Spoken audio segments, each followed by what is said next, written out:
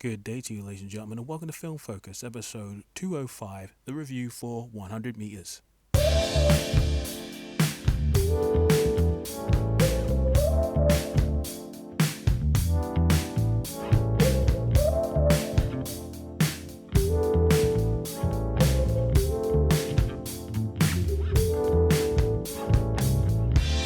hello there, ladies and gentlemen of the North, South, East, and West, and welcome to another episode of Film Focus.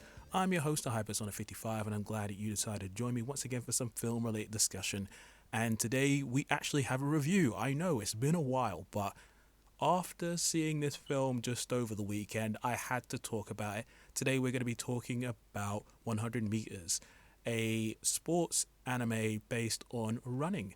Now, I found out about this film during the latter side of August, and I can't remember if it was my best mate from college that told me about this or if I just found about it online, but essentially I've been aware of its existence and I've seen a few places in London that was going to show it. So fast forward to November where we are right now, I had a chance to watch it again just over the weekend just gone, and I wanted to talk about it. So this review will be slightly different. It will probably still follow the same structure as usual, talking about story, characters and presentation, but just because of the nature of the film and how I'm trying to avoid as much spoilers as possible, I may change things up just a tiny bit, but this film was very interesting and I just had to talk about it. So without further ado, let's jump in.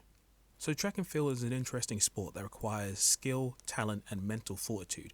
And 100 meters really illustrates the emotional roller coaster that is involved with not only watching but participating as well. Now the story features Tagashi and Kamiya.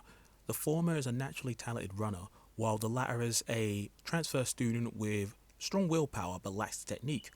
After some training, Tagashi sets a new goal for Kamiya to aim for, and years later the two reunite for a race to test their skills at the highest level. And that is a way for me to talk about this film without going into the area of spoilers.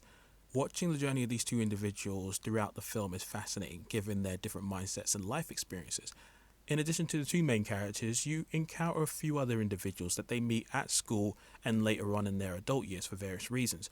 You get to see their different perspectives, learn from those who are still running to those who have retired, and it's cool to learn about why they run, whether it be for more self-serving reasons or if it's something a little less tangible. Again, you'll know what I mean when you've seen the film, but all of them have interesting influences on the two main characters as the story unfolds.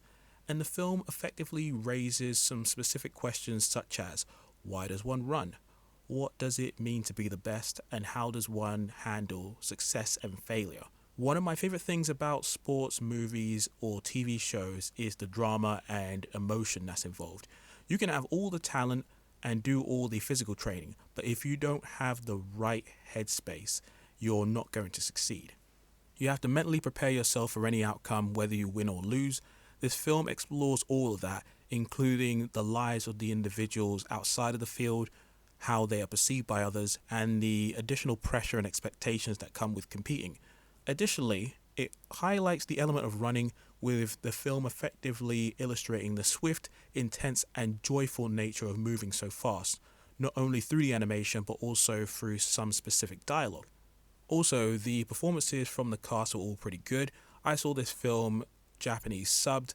I didn't know there was actually an English version, but regardless of which version there would have been, I still would have watched the Japanese version anyway.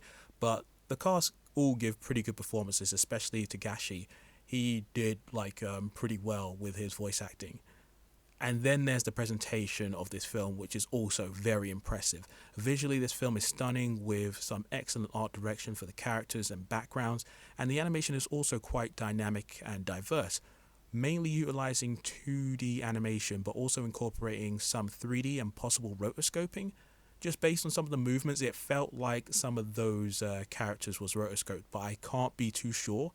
And then this film also makes use of different perspectives and a handheld camera that enhances the raw and energetic nature of the film.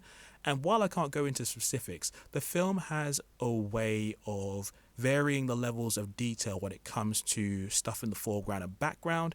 And when it comes to the races, they all carry this powerful, distinctive, and thrilling energy.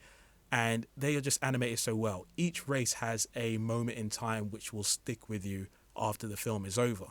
Additionally, the score from Hiroyuki Satsumi is fantastic. It injects the film with a charismatic and stylish sound that heightens the action on screen, and anytime the race is involved specifically, the music that is involved there is just, it really gets you going. It's really, really good.